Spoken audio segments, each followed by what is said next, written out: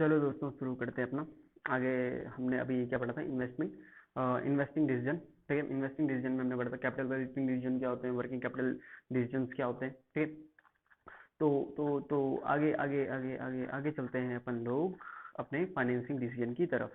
ठीक है, तो फाइनेंसिंग डिसीजन क्या होता है, पहले बेसिकली मैं इसका अपना एक ओवरव्यू दे देता हूँ। फाइनेंसिंग डिसीजन का मतलब जो इन्वेस्टमेंट डिसीजन में हमने पैसा इन्वेस्ट करने का सोचा है वो पैसा कहाँ से आएगा। बोलो बोलो, कहाँ से आएगा। ठीक है, तो फाइनेंसिंग डिसीजन का सिंपल मतलब है जितना पैसा हमने सोचा इन्वेस्ट करने का वो पैसा कहाँ से आएगा, उसी के बारे में अपनी एक प्लानिंग करना, उसी के बारे में सोचना कि वो पैसा कहाँ से आएगा। ठीक है, तो सीधा सीधा कह सकते हैं हम, डायरेक्टली ये कहेंगे, हम लिखेंगे बुक में या फिर कहीं पे भी अगर आप फिलअप या एमसीक्यूज पाएंगे कि financing decision are directly related to the procurement of fund.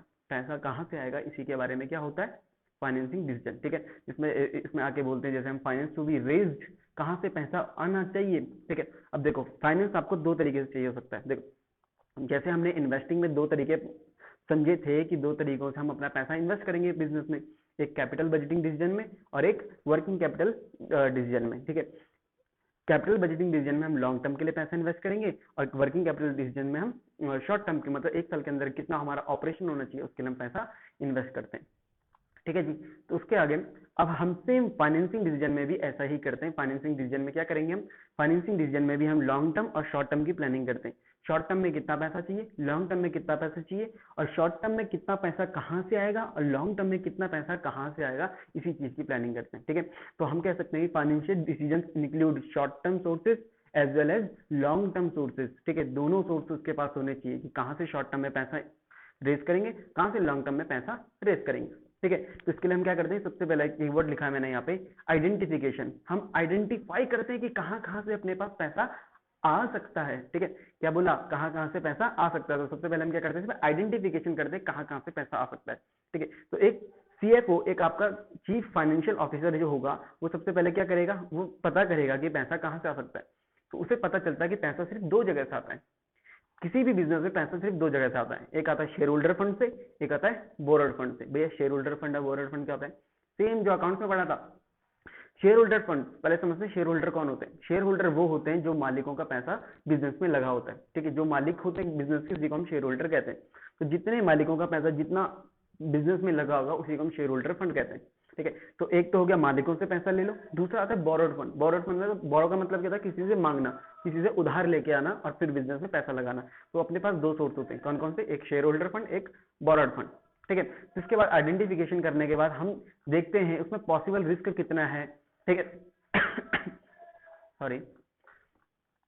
ठीक है, तो उसमें हम देखते हैं कितना रिस्क है। मैंने आपको बताया था पहले भी कि आपका किसी फाइनेंस या पूरे फाइनेंशियल मैनेजमेंट तीन शब्दों पे चलता है। तीन शब्द कौन कौन से, कॉस्ट, रिस्क, कंट्रोल। तो फाइनेंसिंग डिसीजन है, इसमें मेनली तीन ही आपके टर्म्स होते हैं जो बहुत इंपॉर्टेंट है कि कितनी कॉस्ट लगती है किसी चीज की, कितनी इसके उसके ऊपर रिस्क है, कितना उसके ऊपर हमारा कंट्रोल लूज हो रहा है। ठीक है, तो सबसे पहले हम इसमें असेस करते हैं, इसमें भापते हैं कि हम कितना फाइनेंशियल रिस्क ले रहे हैं। अब भैया फाइनेंशियल रिस्क क्या हुआ, फाइनेंशियल रिस्क का मतलब हुआ कि आप पैसा पे कर पाओगे कि नहीं, मतलब आप डिफॉल्ट तो नहीं करोगे किसी के पेमेंट का। जैसे मैंने इसमें आपको एक अंडरलाइन करा के दिखाया है, the risk of default of payment is known as financial risk. ये ध्यान रखना, ये एक नंबर में भी आ सकता है और एमसीक्यूज में भी आ सकता है।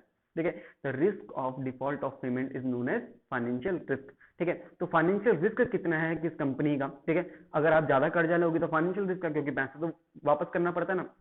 एक बात देखो, अगर आप मालिकों से पैसा लेते हो तो वहां पे एक श्योरिटी तो है कि वो पैसा वापस कभी नहीं करना है। पर अगर आप किसी से उधार लेके पैसा बिजनेस में लगाते हो तो वहां पे एक रिस्क आता है कि आपको एक सर्टेन पीरियड के बाद आपको पैसा वापस करना पड़ेगा। तो यहाँ पे गड़बड़ क्या है, यहाँ पे दिक्कत है, आपको फाइनेंशियल रिस्क बढ़ जाता है।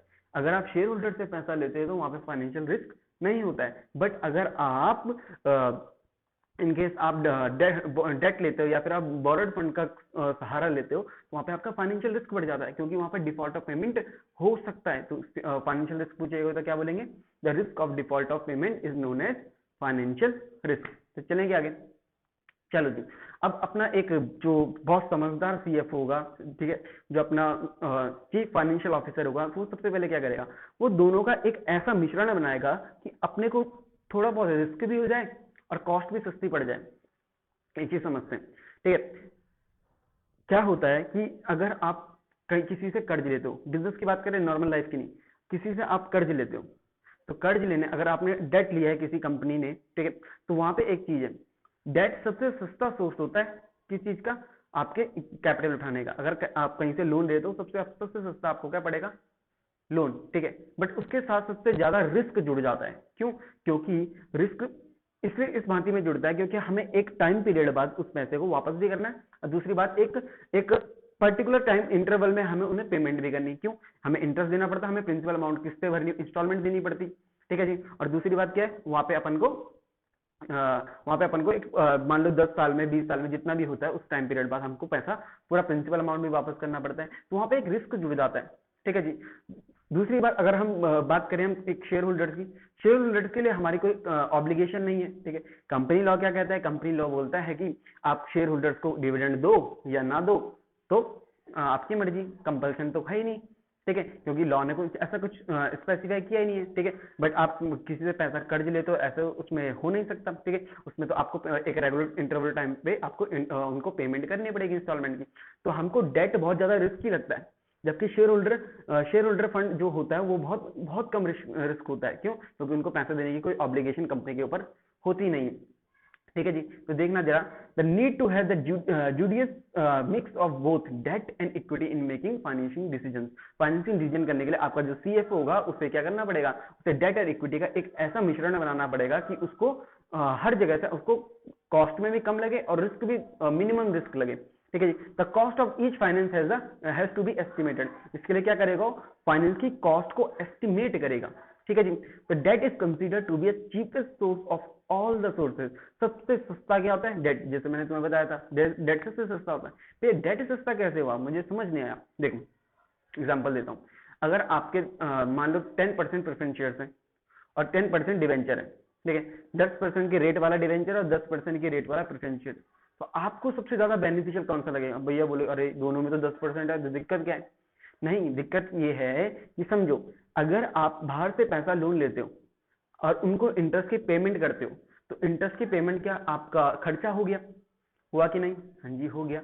अगर खर्चा हो गया तो क्या प्रॉफिट एंड लॉस अकाउंट में जाएगा, जी बिल्कुल जाएगा। अगर प्रॉफिट एंड लॉस अकाउंट में जाएगा तो क्या आपका प्रॉफिट उतनी अमाउंट से कम हो जाएगा, हाँ उतनी अमाउंट से कम हो जाएगा। अगर उतनी अमाउंट से कम हो गया तो क्या आप इनकम टैक्स उतनी कम अमाउंट पे दोगे, हाँ, तो यही तो बात है। तो अगर आप डेट लेते हो तो आपको इनकम टैक्स की डिडक्शन मिल जाती है, क्यों, क्योंकि आपका प्रॉफिट उतनी अमाउंट से कम हो जाता है, ठीक है। तो आपको क्या मिलती है, टैक्स डिडक्टिबिलिटी, ठीक है। आपको इंटरेस्ट की वजह से आपका जो डेट होता है वो सस्ता हो जाता है। पर सोचो in case of preference share आपको 10% आपको उसको डिविडेंड देना ही देना है। अब दिक्कत ये है उसमें, अगर आप डिविडेंड देते हो तो क्या आपने आज तक जितनी अकाउंट्स पढ़ी है, मुझे ये बताओ, क्या आपने कभी भी डिविडेंड को पीएनएल अकाउंट में डाला, नहीं डाला। तो भैया कहाँ डालते हैं, उसको एप्रोप्रिएट किया जाता है, उसे एप्रोप्रिएशन में डाला जाता है, profit and loss appropriation account में डाला जाता है, समझे क्या, ठीक है।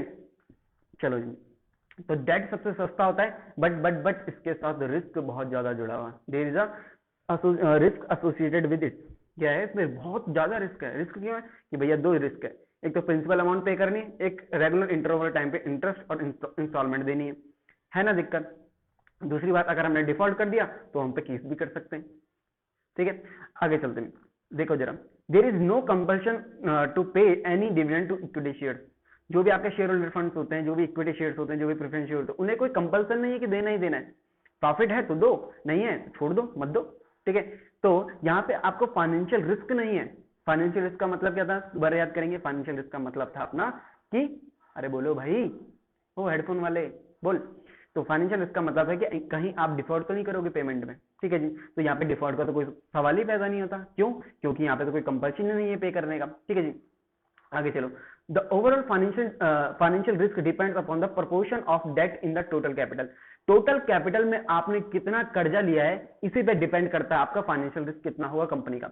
अगर किसी कंपनी ने मान लो 100 रुपए पूरी कैपिटल, टोटल कैपिटल लगाई है बिजनेस में 100 रुपए, और 100 रुपए में उसने 60 रुपए उसने लोन के लिए हैं, उसने उधार लिए हैं, तो क्या उस कंपनी का फाइनेंशियल रिस्क ज्यादा होगा, बिल्कुल होगा। और उसी के बिहाफ में अगर ऑन द अदर हैंड देखें कि दूसरी कंपनी है, उसने 100 रुपए बिजनेस में लगाए हैं और 100 के 100 रुपए उसके, तो क्या उसका फाइनेंशियल रिस्क किसका अच्छा होगा? फाइनेंशियल रिस्क किसका कम होगा? कंपनी बी का। क्यों? क्योंकि वहां पे उसने कहीं से कर्जा ही नहीं लिया है। ठीक है, तो कौन सी कंपनी बेस्ट हुई आपकी नजरों में? जिसमें फाइनेंशियल रिस्क कम है। तो आपका जो कंपनी का सीएफओ होगा, वो सीएफओ यही कोशिश करता है कि कंपनी मिनिमम से मिनिमम फाइनेंशियल रिस्क उठाए। रिस्क उठाना बहुत जरूरी है, रिस्क उठाओगे तभी तो प्रॉफिट होगा। आपने स्कैम तो देखी होगी, रिस्क है तो रिस्क है। ठीक है, तो अपन को क्या करना पड़ेगा? हम लोग रिस्क इतना उठाएंगे कि कंपनी की गोइंग कंसर्न पे कोई सवाल ना उठे। ठीक है, कि कहीं कंपनी आगे कंटिन्यू ही नहीं कर पा रही। ठीक है, इतना रिस्क उठाओ कि आपकी ability of continuing as a going concern पे हार्म ना हो। ठीक है जी, तो ये इस सब चीजों को ध्यान में रखते आपका सीएफओ प्लानिंग करता है। तो फाइनेंशियल डिसीजन का मतलब क्या है? फाइनेंशियल डिसीजन का मतलब है आप पैसा कहां से लाओगे। पैसा लाने के दो तरीके, आइडेंटिफिकेशन करेगा। पैसा लाने के दो तरीके थे, शेयर होल्डर फंड और borrowed fund. Share holder fund में रिस्क तो नहीं है, पर बहुत महंगा सौदा है। बहुत महंगा सौदा क्यों? क्योंकि आपको उनको डिविडेंड देना पड़ता है। ठीक है जी, कॉस्ट ज्यादा है। सबसे महंगा होता है आपका इक्विटी शेयर। ठीक है जी, और बोरोड फंड में फायदा क्या है? बोरोड फंड में एक फायदा है कि भैया इसमें कॉस्ट बहुत सस्ती है। तो कॉस्ट सस्ती है पर उसके साथ साथ रिस्क ज्यादा है। रिस्क ज्यादा क्यों है? क्योंकि ये केस कर सकते हैं अगर आपने फाइनेंशियल रिस्क हुआ, अगर आपने उनको डिफॉल्ट कर दिया पेमेंट करने में। कर सकते हैं कि नहीं? बिल्कुल कर सकते हैं। तो आगे चलेंगे। आगे एक और चीज आता है, एक चीज यहाँ पे एक वर्ड लिखा था फ्लोटिंग कॉस्ट, इसके बारे में कुछ ज्यादा नहीं लिखा, मैं वैसे ही बता देता हूँ फ्लोटिंग कॉस्ट क्या होता है। फ्लोटिंग कॉस्ट का मतलब होता है इशू एक्सपेंस। आपने इतनी कैपिटल उठाने के लिए आपने कितने एफर्ट्स डाले, कितना पैसा आपने खुद लगाया उतनी कैपिटल उठाने के लिए। जैसे मैं एक बताता हूँ, आप बैंक में जाओ लोन लेने, तो बैंक वालों के पास जाओ, आप हाथ जोड़ो पैसा दे देते हैं क्या? नहीं। उनका क्या होता है? उनका लोन इश्यू करने के चार्जेस होते हैं, मे भी स्टैम्प ड्यूटी भी लेते होंगे वो, अगर आप कुछ भी वहां पे मॉर्गेज रखवा रहे हो। ठीक है, आपके साथ कोई चार्टर्ड अकाउंटेंट या फिर कोई वकील भी जाएगा जो आपके सारे वैल्यूएशन करके बताएगा कि हाँ यार इनका सब बढ़िया है। आपको स्टैम्प पेपर पे लिखवा के भी देना पड़ेगा उनको, आपको एफिडेविट बना के देना पड़ेगा कि हाँ जो मैं डिटेल्स दे रहा हूँ सब अच्छी है, सही है, ट्रू एंड फेयर है। ठीक है, तो ये सब के लिए आपको कुछ पैसा लगाना पड़ेगा पहले। ठीक है, जितना पैसा आपने, जितनी कॉस्ट आपने अपना पैसा बोरो करने के लिए या फिर पैसा उठाने के लिए लगाया है, उसी को हम बोलते हैं फ्लोटेशन कॉस्ट। तो फ्लोटेशन कॉस्ट कुछ नहीं होता, फ्लोटेशन कॉस्ट क्या है? Cost of raising fund. पैसा उठाने के लिए जितना पैसा लगाया है उसी को बोलते हैं फ्लोटेशन कॉस्ट। ठीक है जी, इसकी भी डेफिनेशन आ सकती है एक नंबर में। तो आगे चलेंगे दोस्तों, तो चलो जी आगे। ओके, इस डायग्राम पे हम बाद में आएंगे। ठीक है, ये बहुत प्यारा डायग्राम है, इससे हमारा आधा चैप्टर 50% चैप्टर आपका ऐसे रिवाइज हो जाता है। ठीक, जिस पे जाएंगे बाद में। तो सबसे पहले चलते हैं कौन कौन से फैक्टर हैं जी, कौन कौन से फैक्टर हैं जिससे हमारे फाइनेंसिंग डिसीजन पे असर पड़ता है। तो मैं बताता हूँ। सबसे पहले मैंने बताया था कॉस्ट। अगर जिस फंड की कॉस्ट ज्यादा लग रही हो तो उसको अवॉइड करेंगे, जिस फंड की कॉस्ट कम लग रही होगी उसको, जो सबसे सस्ता होगा उसकी तरफ ज्यादा जाएंगे। ठीक है जी, नॉर्मली ये होता है, पर सस्ता आएगा तो रिस्क भी तो ज्यादा होगा ना। तो हम क्या करते हैं, एक बैलेंस बनाने का कोशिश करते हैं। ठीक है जी, तो हम कौन कौन से फैक्टर ध्यान रखते हैं? सबसे पहले कॉस्ट।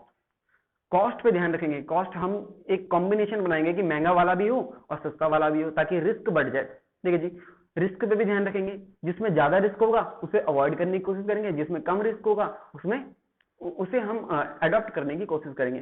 दूसरा था फ्लोटेशन कॉस्ट। अभी बताया था मैंने फ्लोटेशन कॉस्ट क्या था। फ्लोटेशन कॉस्ट का मतलब क्या हुआ कि कितना पैसा किसी फंड को रेज करने में लग रहा है। जिसमें कम पैसा लग रहा होगा रेज करने में, उसमें उसको कम उसको अडॉप्ट करेंगे। जिसमें ज्यादा पैसा लग रहा होगा तो उसे अवॉइड करेंगे। ठीक है जी, कैश फ्लो पोजीशन। कंपनी की कैश फ्लो पोजीशन कैसी है? देखो जरा, अगर कंपनी की कैश फ्लो पोजीशन बहुत बुरी है, आपके पास पैसा बचता ही नहीं साल के आखिरी तक, आपका ऑपरेशन करते करते आपके पास पैसा होता ही नहीं, पैसा मतलब आप डेटर्स में फंसा देते हो। ठीक है, तो उस कंपनी को कभी भी, जी हाँ, कभी भी डेट के लिए कभी नहीं जाना चाहिए। क्यों? क्योंकि वो डिफॉल्ट कर जाएगा, फाइनेंशियल रिस्क ज्यादा बढ़ जाता है। क्यों? क्योंकि आपके पास जब पैसा ही नहीं होगा तो आप डेट फाइनेंसिंग कैसे करोगे? आप डेट का इंस्टॉलमेंट कैसे भर पाओगे? नहीं भर पाओगे ना, तो कैश फ्लो नहीं है, तो आप डेट को अवॉइड करें। तो आपके पास एक ही सोर्स बचता है फिर, इक्विटी। इक्विटी की तरफ जाओ, इक्विटी से पैसा उठाओ। दूसरा आता है fixed operating cost. Fixed operating cost देखना है, अगर किसी कंपनी की फिक्स्ड ऑपरेटिंग कॉस्ट ज्यादा है, जैसे सैलरी बहुत ज्यादा जा रही है, इंश्योरेंस प्रीमियम बहुत ज्यादा जा रहा है, रेंट जा रहा है बिल्डिंगों का बहुत ज्यादा, लीज होल्ड जा रही है बहुत ज्यादा। ठीक है, ये सारी चीजें, ये सारी रेंटल इनकम जा रही है, बहुत सारी कुछ ऐसी कॉस्ट है जो आप कट डाउन नहीं कर सकते, ये सब ज्यादा जा रहा है। तो आपको कभी भी आप डेट के लिए ना जाएं। डेट के लिए क्यों ना जाएं भैया? अगर आप डेट के लिए जाएंगे तो और कॉस्ट बढ़ जाएगी, और कॉस्ट बढ़ेगी तो प्रॉफिट गिर जाएगा, तो फायदा क्या होगा पैसा उठाने का? ठीक है जी। तो अगर आपकी फिक्स कॉस्ट ज्यादा है तो आप कभी भी डेट के लिए ना जाएं। किसके लिए जाओगे? डेट कम लें, उससे ज्यादा क्या लें? इक्विटी शेयर्स का पैसा। ठीक है जी। दूसरा आता है कंट्रोल कंसिडरेशन। बहुत सारे लोग होते हैं कंट्रोल पे बड़ा ध्यान देते हैं कि भैया कंट्रोल ना निकल जाए अपने हाथ से कंपनी का। ठीक है जी। तो क्या करते हैं, जिनको अपना कंट्रोल नहीं खोना होता है तो वो कंट्रोल के लिए क्या करते हैं? कंट्रोल अपने पास रखने के लिए इक्विटी शेयर्स को अवॉइड करते हैं और कर्जा लेने की ज्यादा कोशिश करते हैं। जैसे मैं अभी बताता हूँ, रिलायंस की बात करता हूँ। रिलायंस के ऊपर 2 लाख करोड़ रुपीज का लोन है। रिलायंस के ऊपर 2 लाख करोड़ रुपीज का लोन है। बट जो मुकेश अंबानी है उसके पास अपनी कंपनी के 75% शेयर्स हैं। 75% शेयर्स मतलब वो मालिक है पूरी कंपनी का, ये लॉ में लिखा है। ठीक है जी। तो उसने कंट्रोल कंसिडरेशन कभी नहीं खोया। सोचो सारे इक्विटी शेयर इशू कर दे तो कंपनी से अपना कंट्रोल खो जाएगा। ठीक है, फिर उसकी इतनी कंपनी में नहीं चलेगी, तो उसने कंट्रोल अपने पास रखने के लिए लोन ज्यादा ले रखा है। सोचो 2 लाख करोड़ रुपए का लोन। आगे चलते हैं, स्टेट ऑफ कैपिटल मार्केट। अच्छा भैया कैपिटल मार्केट क्या होता है? कैपिटल मार्केट मतलब शेयर मार्केट। शेयर मार्केट की कैसी हालत है? अगर कैपिटल मार्केट बूम पीरियड में चल रहा है, अच्छा दो चीजें होती है। कोई भी इकोनॉमी तीन तीन फेज से गुजरती है। तीन फेज कैसे कैसे? तीन फेज का मतलब हुआ कि उसका 3 फेज होते हैं। एक एक तरीके से जैसे पहाड़ होता है ना, पहाड़ वैली बनाता है, पीक बनाता है। ठीक है, इसी फेज से चलता है। अच्छा जी, कैसे? अगर इकोनॉमी अगर नीचे की तरफ जा रही है, इकोनॉमी में आपका मतलब जीडीपी धीरे धीरे गिर रही है, इसे बोलते हैं रिसेशन आ रहा है। रिसेशन का मतलब आपके देश में प्रोडक्शन कम हो रहा है। अगर इकोनॉमी इकोनॉमी की जीडीपी तेजी से ग्रो हो रही है तो उसको बोलते हैं हम करेक्शन हो रहा है, या फिर क्या बोल सकते हैं? Boom period. बूम पीरियड का मतलब हो आपकी इकोनॉमी तेजी से आगे बढ़ रही। अगर किसी इकोनॉमी तेजी से आगे बढ़ रही मतलब कैपिटल मार्केट बहुत बूम पीरियड पे चल रहा है, तो बूम पीरियड से क्या क्या क्या ताल्लुक हुआ उसका? अगर कंपनी कोई भी इकोनॉमी बूम पीरियड से चल रही है, कैपिटल मार्केट बूम पीरियड से चल रहा है, तो इन्वेस्टरों के पास इतना पैसा हो, लोगों को भी खलबली है कि यार कहाँ पैसा लगाऊं, कहाँ पैसा लगाऊं। लोग झक मार के पैसा देके जाएंगे आपके पास। ठीक है, तो अगर कैपिटल मार्केट बूम पीरियड में चल रहा है तो आप अपने शेयर्स को आसानी से इशू कर सकते हो, और कैपिटल मार्केट बूम पीरियड में नहीं है तो आप पैसों को आप अपने शेयर्स को इशू नहीं कर सकते हो। तो ये सारी चीजें भी आपको फैक्टर कंसीडर करने पड़ते हैं। ठीक है जी। तो आगे चलना, एक बार पीछे रिवाइंड करके एक बार रिवाइज कर लेना। ठीक है, अभी एक बार रिवाइज कर ही लेते हैं पहले साथ साथ। ठीक है, तो कौन कौन से फैक्टर हैं जी? कौन कौन से फैक्टर हैं अपने फाइनेंसिंग डिसीजन को अफेक्ट करने वाले? सबसे पहला आता है भैया कॉस्ट। दूसरा क्या आता है? दूसरा आता है रिस्क। तीसरा आता है फ्लोटेशन कॉस्ट। चौथा क्या आता है जी? बोलो। चौथा आता है कैश फ्लो पोजीशन। पांचवा आता है फिक्स ऑपरेटिंग कॉस्ट। छठवां आता है कंट्रोल कंसिडरेशन। और सेवंथ आता है आपका state of capital market, boom period पे है या फिर रिसेशन में। ठीक है जी। तो चलो जी अगले टॉपिक पे चलते हैं अपने। अगला टॉपिक क्या अपना? Dividend decision. भैया डिविडेंड डिसीजन का मतलब क्या होता है? जो पैसा आपने कमाया वो पैसा बच गया, अब उस पैसे को बांटे कि नहीं। भैया बांटेंगे किसके बीच? बांटेंगे मालिकों के बीच। भैया मालिक कौन है? Share holders. ठीक है, तो हम क्या करेंगे? अब डिविडेंड को अपना बांटने की कोशिश करते हैं। सीएफओ सोचेगा कि चलो यार अब क्या करें, इस पैसे का इतना सारा आ गया, चलो इसे बांट देते हैं। अब इस बांटने के ऊपर भी दिमाग लगाना पड़ता है। दिमाग कैसे? क्योंकि अगर आपने पैसा बांट दिया तो कंपनी चलाने के लिए पैसा बचेगा क्या, और फ्यूचर में पैसा लगाओगे कहाँ? ठीक है, तो पैसा लगाने के लिए होगा नहीं। ठीक है, तो ये डिसीजन भी बड़ा क्रूशियल है, ये थर्ड इंपॉर्टेंट डिसीजन है आपका। ठीक है, फाइनेंशियल मैनेजमेंट का। तो क्या करेंगे अपन लोग? अपन इसको पढ़ते हैं पहले, देखो जरा। तो डिविडेंड डिसीजन किससे related? It related to the distribution of dividend income. ठीक है, जो डिविडेंड इनकम होती है आपकी, जो डिविडेंड बच जाता है आपका पैसा कंपनी में प्रॉफिट कमाने के बाद, टैक्स भरने के बाद जितना पैसा बचता है, जिसे हम पीबीआईटी बोलते हैं, PBIT no PAT, profit after tax. ठीक है, प्रॉफिट आफ्टर टैक्स जो आपके पास बच जाता है, अब उसको डिसाइड करना है कि इसको बांटें या अपने पास रखें। अगर बांटना है तो डिविडेंड दो, नहीं बांटना तो इसे जर्नलिज्म में सारा पैसा ट्रांसफर कर दो। इसे हमने बचपन में पढ़ा था एक नाम से, रिटेन अर्निंग। याद है क्या रिटेन अर्निंग? जी हाँ। तो चलते हैं आगे, आ जाओ। तो ओहो इतनी सारी केस स्टडी है। ठीक है, तो इसमें सबसे पहले आता है कि भैया कौन कौन सी चीज है, कौन कौन से फैक्टर हैं जो अफेक्ट करते हैं हमारे डिविडेंड डिसीजन को, कौन कौन सी चीजों को ध्यान में रखना पड़ता है, कौन कौन सी फैक्टर को कंसीडर करना पड़ता है एक सीएफओ को डिविडेंड देने के लिए। ठीक है, तो इसमें सबसे पहले आता है अमाउंट ऑफ अर्निंग। आप कितना पैसा कमा रहे हो? अगर आप प्रॉफिट कमा रहे हो और लगातार प्रॉफिट कमाते ही रह रहे हो, मतलब क्योंकि देखो इस साल जो डिविडेंड दोगे इस साल के प्रॉफिट पे डिपेंड होगा। अगर इस साल प्रॉफिट ज्यादा कमाया होगा तो डिविडेंड ज्यादा जाएगा। ठीक है। तो earning of amount of earning पे भी आपका डिपेंड करता है आपका डिविडेंड डिसीजन। अगर आपकी आपकी कंपनी का अर्निंग ज्यादा है, प्रॉफिट ज्यादा आ रहा है, तो आप डिविडेंड पॉलिसी के लिए जा सकते हो, आप डिविडेंड को डिस्ट्रीब्यूट कर सकते हैं। दूसरा आता है स्टेबिलिटी अर्निंग। अगर आपने प्रॉफिट, सोचो आपकी कंपनी 10 साल से नुकसान में चल रही थी और आज इसी साल लगभग प्रॉफिट हो गया, तो ये प्रॉफिट स्टेबल है नहीं, क्योंकि पिछले 10 सालों से लॉस कर रही है और अभी इसने अभी तो प्रॉफिट कमाना स्टार्ट किया है। वही ना, गांव बसा नहीं है, भिखारी पहले ही आ गए। ठीक है, तो अभी स्टेबिलिटी नहीं है अर्निंग की, तो आपको डिविडेंड अवॉइड करना है, आप डिविडेंड नहीं दोगे। अगर स्टेबिलिटी है तो आप डिविडेंड दे सकते हैं, खुले जाओ डिविडेंड डिक्लेयर कर दो। ठीक है जी। दूसरा आता है स्टेबिलिटी ऑफ डिविडेंड। डिविडेंड की stability, policy of stabilising dividend per share. एक पॉलिसी होती है, policy of stabilising dividend per share. इसका मतलब क्या है कि कंपनी पहले ही डिसाइड कर देती है कि भैया देखो हम प्रपोज कर रहे हैं, प्रपोज डिविडेंड, जैसे आपने कैश फ्लो में पढ़ा, हम प्रपोज कर रहे हैं कि हम हर साल लगभग 4 रुपए, 5 रुपए या 6 रुपए, जितना बोलना चाहती है कंपनी, 4 रुपए पर शेयर हम डिविडेंड डिक्लेयर करेंगे। जिसका प्रपोज डिविडेंड हो गया जी, वो अपना डिविडेंड ये चेंज नहीं करेंगे। इसे बोलते हैं policy of stabilising dividend per share. ठीक है जी। भैया कब तक नहीं करेंगे? जब तक कंपनी के प्रॉफिट में इस हद तक चेंज नहीं आया कि बिल्कुल हमें लगे कि हाँ यार हमने बहुत ज्यादा ग्रोथ कर दी। तो जब तक एक्स्ट्रा ऑर्डिनरी ग्रोथ नहीं आई हमारे प्रॉफिट में, तब तक हम इस पॉलिसी को बदलेंगे नहीं। तो stabilising dividend per share policy होती है, इसका मतलब आप एक पहले से प्री डिटरमाइंड रेशियो होता है, इतना हम डिविडेंड देने की तैयारी रखते ही रखते हैं।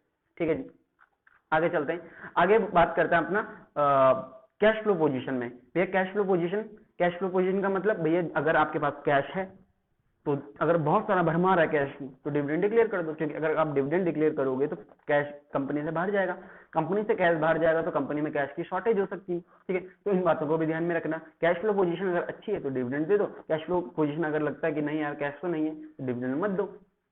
ठीक है जी। नेक्स्ट आता है ग्रोथ अपॉर्चुनिटीज। ग्रोथ अपॉर्चुनिटीज का मतलब क्या हो भैया? अगर कंपनी की ग्रोथ बहुत ज्यादा है, उसे लग रहा है कि मेरा मतलब फ्यूचर तो बहुत ब्राइटर है, ठीक है, तो अपन क्या करेंगे, अपन डिविडेंड डिक्लेयर करेंगे नहीं। जैसे रिलायंस की बात करते हैं, रिलायंस बहुत बोलता है कि हम फ्यूचर की ग्रोथ के लिए सोचते हैं, हम इंडिया का पूरा मार्केट कैप्चर करेंगे, ये सब बहुत विजन बना रखे हैं। ठीक है, तो रिलायंस बहुत रेयरली अपना डिविडेंड डिक्लेयर करता है, देता भी तो बहुत कंजूसीज है, जो बिल्कुल ना के बराबर। ठीक है जी। तो अगर किसी कंपनी की ग्रोथ अपॉर्चुनिटीज ज्यादा है, उसे लगता है कि मैं मेच्योरिटी पे नहीं हूँ, मैं मतलब ग्रोइंग फेज में हूँ मैं, ठीक है, तो वो अपना डिविडेंड डिक्लेयर ना करें। अगर कंपनी ग्रोइंग फेज में नहीं है, बिल्कुल मेच्योरिटी फेज में, तो वो कंपनी भर भर के डिविडेंड दे सकती है, क्योंकि उसे पता है मेरा आगे जाके कुछ होने वाला भी नहीं है, तो बांट ही देता हूँ प्रॉफिट का। ठीक है जी। नेक्स्ट आता है share holder preference. Share holder preference को भी ध्यान में रखना पड़ता है, शेयर होल्डर क्या चाहते हैं। ठीक है, शेयर होल्डर भी देखो, अगर कोई कंपनी, अगर सोचो तुमने मुझे 10 लाख रुपए दिए, तो तुम भी तो चाहोगे बीच बीच में कभी ना कभी तुम्हें कुछ कुछ पैसा देता रहूं, ठीक है, तो ताकि तुम्हारी भी कुछ धीरे धीरे इनकम होती रहे। ठीक है, सारा 10 लाख रुपए फंसा के तो फायदा भी क्या। तो हर शेयर होल्डर चाहता है कि मुझे भी थोड़ा थोड़ा बीच में मेरा भी मुंह मीठा होता रहे। ठीक है, तो शेयर होल्डर की भी प्रेफरेंस है, क्योंकि मानो ना मानो कंपनी के मालिक है शेयर होल्डर, तो पूछना तो उन्हीं से है कि डिविडेंड चाहिए कि नहीं। ठीक है, सीएफओ क्या कर सकता है? सीएफओ मना थोड़ी कर सकता है। अगर हमारा कंपनी का मालिक खुद बोल रहा है कि मुझे डिविडेंड चाहिए, ठीक है, उसके लिए वोटिंग होती है। अगर शेयर होल्डर चाहते हैं कि डिविडेंड चाहिए तो डिविडेंड दो, नहीं चाहते नहीं चाहते डिविडेंड तो मत दो, कोई दिक्कत नहीं। नेक्स्ट आता है टैक्सेशन पॉलिसी। ये बड़ी खतरनाक चीज है। टैक्सेशन पॉलिसी पे भी डिपेंड होता है आपका डिविडेंड। टैक्सेशन पॉलिसी क्या, अगर कंपनी प्रॉफिट कमाती है और कंपनी सोचती है मैं इसको डिविडेंड के तौर पे मैं इसे डिवाइड कर दूं अपने शेयर होल्डर्स के बीच, तो कंपनी को डिविडेंड डिक्लेयर करने के बाद अगर उसे डिविडेंड पे करने से पहले सरकार को टैक्स देना पड़ता है, जिस टैक्स का नाम होता है डिविडेंड डिस्ट्रीब्यूशन टैक्स, जिसे हम डीडीटी के नाम से जानते हैं। आई होप शायद 5% होता है। ठीक है, अगर जितना भी आप डिविडेंड दे रहे हो उसका 5% सरकार को देना पड़ेगा। ठीक है, मतलब सरकार क्या घूमती रहेगी लोगों के पीछे कि भाई लाओ टैक्स दो नया टैक्स दो। ठीक है जी, तो क्या करते हैं, कंपनी से वो पहले ही अपना टैक्स वसूल लेते हैं। ठीक है, जिसको हम बोलते हैं डिविडेंड डिस्ट्रीब्यूशन टैक्स। अगर टैक्स की रेट कम है, मान लो 5% से 2% होगी, तो भर भर के डिविडेंड दो, क्योंकि पैसा तो आपको बचेगा अल्टीमेटली। ठीक है, अगर टैक्सेशन पॉलिसी बहुत हाई है, बहुत ज्यादा टैक्स ले रहे हैं, 5 की जगह 10 लेने लग गए, तो डिविडेंड मत दो भाई, अगली बार दे देना जब रेट गिर जाएंगे।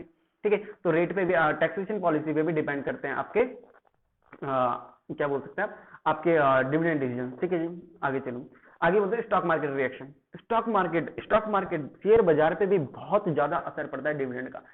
कोई भी कंपनी अगर कभी भी डिविडेंड डिक्लेयर करती है तो उसके शेयर्स के प्राइस बहुत तेजी से ऊपर चले जाने लगते हैं। ठीक है, उससे ऊपर जाने से क्या फायदा होता है, क्योंकि उन्हें कंपनी में विश्वास आना स्टार्ट हो जाता है। ठीक है, अगर मैं आप मुझे 10 लाख रुपए दो और मैं आपको हर महीने 10-10 हजार रुपए देते रहूं, तो क्या आपका विश्वास मेरे ऊपर बना रहेगा? सेम कंपनी के साथ भी होता है। अगर कंपनी टाइम पे डिविडेंड डिक्लेयर करते रहे तो लोगों का विश्वास कंपनी के ऊपर बढ़ता है, और कंपनी के ऊपर विश्वास बढ़ेगा तो इससे क्या होगा, ये एक तरीके से उनके लिए अच्छी न्यूज है, गुड न्यूज। वही मूवी जो हमने हॉल में देखी थी, क्या है यार, हाँ जी। तो इससे क्या होगा, ये एक तरीके से गुड न्यूज है। तो स्टॉक प्राइस क्या होते हैं, तेजी से ऊपर जाने लग जाते हैं। भैया तेजी से ऊपर क्यों जाएंगे, क्योंकि यार गुड न्यूज है, उन्हें विश्वास आ रहा है, तो उन्हें विश्वास इस बात का भी होगा अगली बार हमको भी मिलेगा, तो सब लोग खरीदते हैं, जिससे डिमांड बढ़ती है, डिमांड बढ़ती है तो शेयर का प्राइस बढ़ जाता है। ठीक है जी। नेक्स्ट आता है access to the capital market. Capital market जी, capital market, access to the capital market मतलब अब अगर कोई कंपनी बहुत ज्यादा रेप्यूटेटेड है, ठीक है, बहुत मतलब जिसकी बहुत भयंकर इज्जत है, जैसे नाम ले लेते हैं जिसके लिए नाम लेते हैं अपन लोग रिलायंस का, ठीक है। तो रिलायंस रिलायंस अपनी क्या है, बहुत बहुत इज्जतदार कंपनी, ठीक है। तो उसके लिए कैपिटल मार्केट एक्सेस करना बहुत आसान है, बड़ी कंपनी कोई भी। और वो जैसे अभी लॉकडाउन के टाइम पे, सितंबर के टाइम पे उसने उसकी एक मीटिंग थी दुबई के प्रिंस से शायद, ठीक है। तो उसने लगभग आई वो 10,000 करोड़ रुपीस की डिमांड करी थी। उसके दूसरे ही दिन फेसबुक, गूगल और दुबई की एक कंपनी है, आई डोंट नो, मुझे नाम याद नहीं है, ठीक है। तो वहां से उसको 3 जगह से फंडिंग आ गई, सिर्फ एक दिन। उसने सिर्फ एक बार बोला कि भैया मुझे इतना पैसा चाहिए, तो उसका कैपिटल मार्केट की तरफ एक्सेस बहुत आसानी से, ठीक है, वो कहीं से भी पैसा उठा सकता है, ठीक है। बट अगर कोई कंपनी जिसका जितना अच्छा खासा नाम नहीं, इतनी अच्छी खासी मार्केट गुडविल नहीं है, ठीक है, तो उस कंपनी को ज्यादातर अपने रिजर्व एंड सरप्लस पे ही डिपेंड होना पड़ता है। तो अगर रिजर्व एंड सरप्लस में आपको डिपेंड होना पड़ रहा है तो आपको डिविडेंड देने की जरूरत नहीं है, क्योंकि फ्यूचर में आपको पैसा कहां से मिलेगा यार, कोई देने के लिए तैयार ही नहीं होगा, ठीक है। तो इसलिए आपके लिए बेहतर होगा कि आप रिजर्व एंड सरप्लस बनाओ और डिविडेंड डिक्लेयर करना कैंसिल कर दो, ठीक है जी। आगे चलते हैं, आगे बोलते हैं लीगल कंस्टेंट। लीगल कंस्टेंट मतलब लीगली आपके ऊपर कोई ऑब्लिगेशन है क्या डिविडेंड ना देने की, ऐसा होता है क्या भैया, हाँ होता है।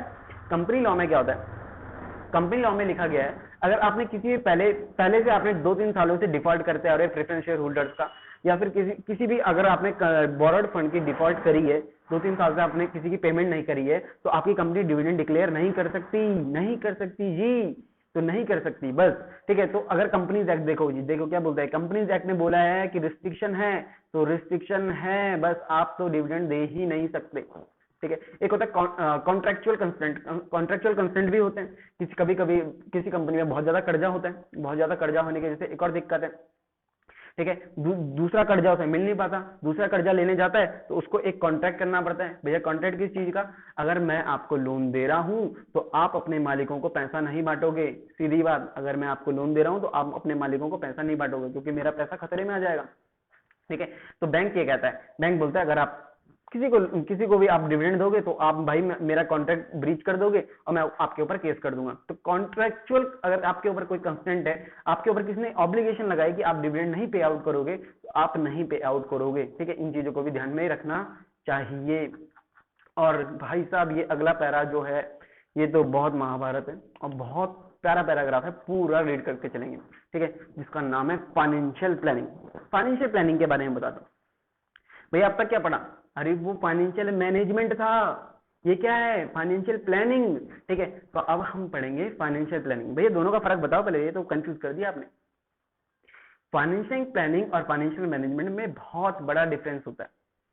फाइनेंशियल मैनेजमेंट एक ब्रॉड टर्म है और फाइनेंशियल प्लानिंग उसका छोटा सा बच्चा, ठीक है जी। तो फाइनेंशियल प्लानिंग एक छोटा सा इसका हिस्सा है, ठीक है जी। अच्छा भैया क्या हुआ, अब तो बहुत ज्यादा कंफ्यूज कर दिया, मैं समझाता हूँ। फाइनेंशियल मैनेजमेंट डील करता है कि आप क्या करो, आप कहां कहां पे पैसा लगाओ, कितना कितना पैसा लगाओ, और कहां वो पैसा अगर प्रॉफिट कमा के दे रहा है तो किसके साथ बांटो, बांटो या ना बांटो, ठीक है। 3 डिसीजन है ना, आपके इन्वेस्टमेंट डिसीजन कहां पैसा लगाओ, आपके फाइनेंसिंग डिसीजन कहां से पैसा आएगा, और आपका डिविडेंड डिसीजन कितना पैसा बांटना है। अब फाइनेंशियल प्लानिंग में क्या है कि ये तीनों काम होंगे कैसे शॉर्ट टर्म पीरियड में, इसी को डिसाइड करने के लिए करते हैं हम फाइनेंशियल प्लानिंग। तो फाइनेंशियल मैनेजमेंट एक ब्रॉड टर्म है जिसके नीचे उसका छोटा सा बच्चा आता है फाइनेंशियल प्लानिंग। तो चलते हैं जी, ठीक है। इसके बीच का डिफरेंस पूछ सकता है, एमसीक्यूज में पूछ सकता है कि भैया ये बता फाइनेंशियल प्लानिंग और फाइनेंशियल मैनेजमेंट में क्या डिफरेंस है, तो बोलेंगे भैया जमीन आसमान का फर्क है। जमीन आसमान का फर्क क्यों, फाइनेंशियल मैनेजमेंट बहुत बड़ी चीज है, ठीक है, और फाइनेंशियल प्लानिंग बहुत छोटी चीज है।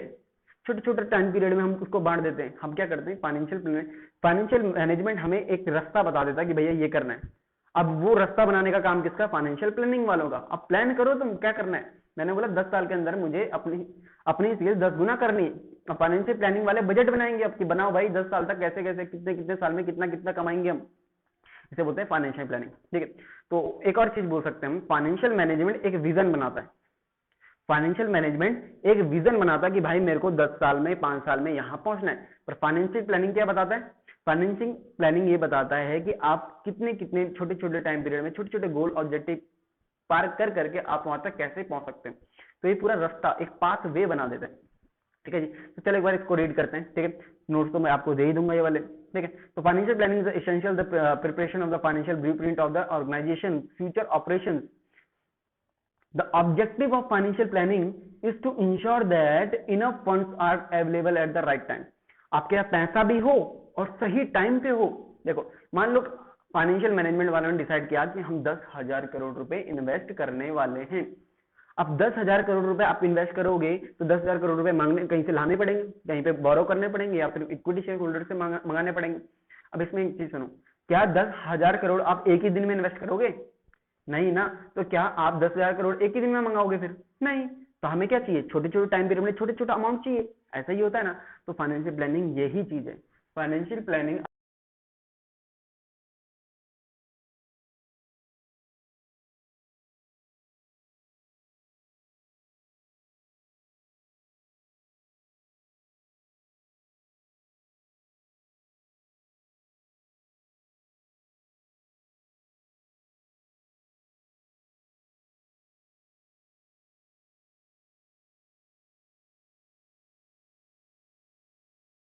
प्लानिंग फाइनेंशियल मैनेजमेंट का फाइनेंशियल प्लानिंग फाइनेंशियल मैनेजमेंट के बराबर नहीं है। अरे हमें ही पता है, क्योंकि फाइनेंशियल प्लानिंग बहुत बड़ी चीज है।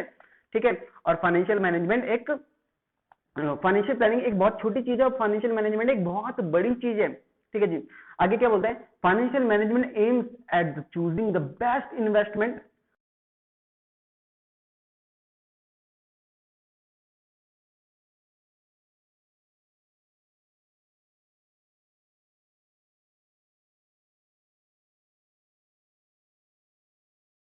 आना चाहिए कहां से? वो अल्टरनेटिव कौन से तरीके हमारे पास पैसा उठाने के, ताकि हमारा कॉस्ट और बेनिफिट के बीच एक अच्छा रेशियो बन सके। ठीक है, दूसरा आता है financial planning on the other hand aims at the smooth operation by focusing on the fund requirement and their availability in the light of financial decision लिए ना फाइनेंशियल मैनेजमेंट उनके।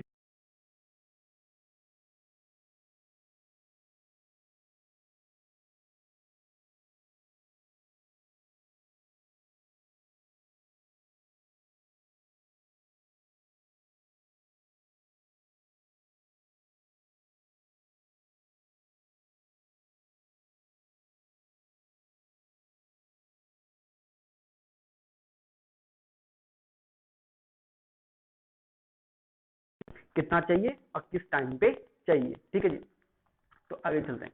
ठीक है, आगे आता है आपका कि फाइनेंशियल मैनेजमेंट की फाइनेंशियल प्लानिंग की ऑब्जेक्टिव क्या है। ठीक है, तो इसे मैं एक काम करता हूँ अगली वीडियो में देता हूँ। ठीक है।